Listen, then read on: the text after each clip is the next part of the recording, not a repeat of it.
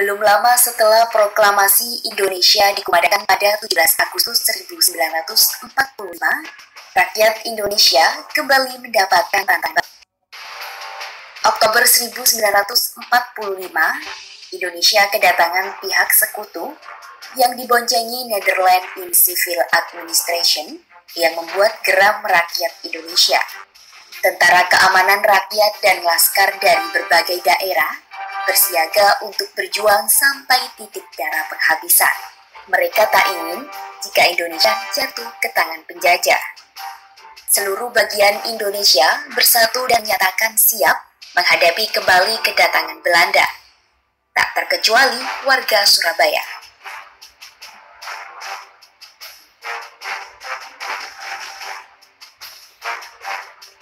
Bung Tomo, sapaan akrab dari pahlawan bernama Sutomo asal Surabaya. Namanya lekat dengan kobaran semangat sebagai pemimpin perlawanan warga Surabaya terhadap penjajah. Kala itu,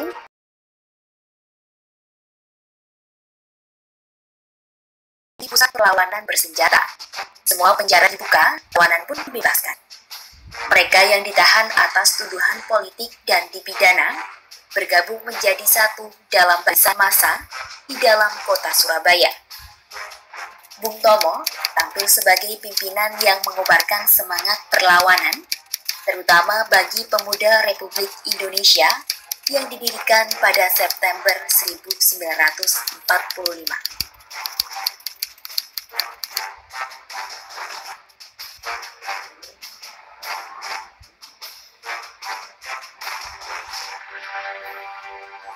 Siaran Bung Tomo mulai melanglang ke berbagai radio di Surabaya.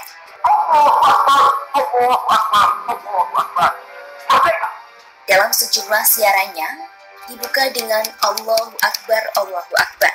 Kalimat pembuka ini berhasil menggerakkan hati arek-arek Surabaya, utamanya kalangan santri di Surabaya. Orasi penyemangat Bung Tomo ini dibarengi dengan resolusi jihad yang disuarakan Nahdlatul Ulama.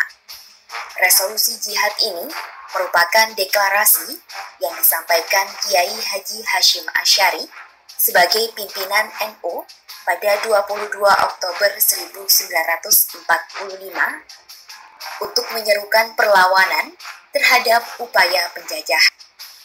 Dengan jihad radionya, Bung Tomo mampu membakar semangat warga Surabaya untuk bertempur. Bung Tomo pun mengikrarkan janji bahwa dirinya tak akan menikah sebelum Belanda terusir dari Indonesia.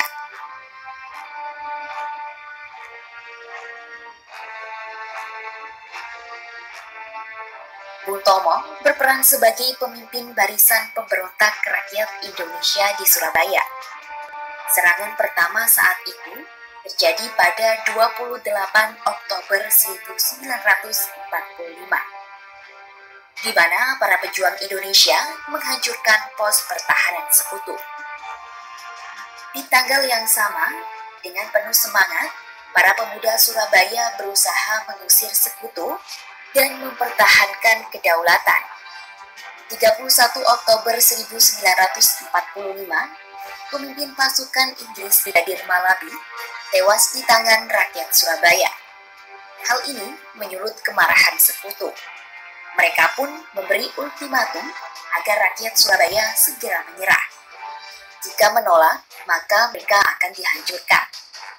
Namun, rakyat Surabaya tak goyah. Mereka tetap melawan sekutu. Puncak pertempuran ini terjadi pada 10 November 1945.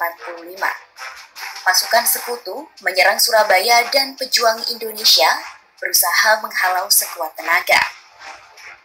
Rakyat Surabaya tidak hanya menggunakan senjata saja.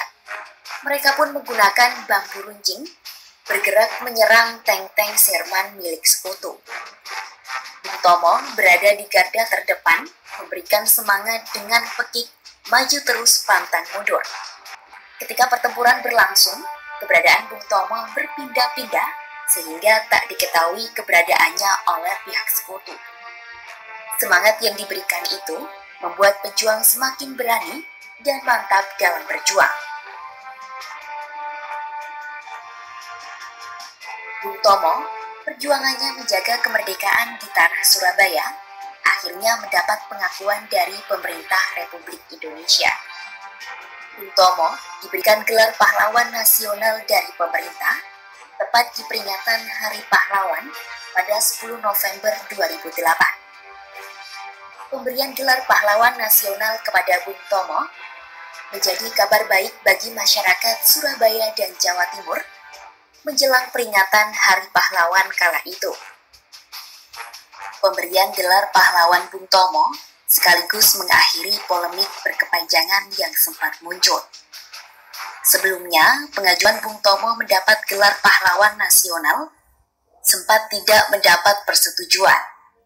Meskipun selama ini pihak keluarga besar Bung Tomo juga tidak pernah mempermasalahkan gelar tersebut.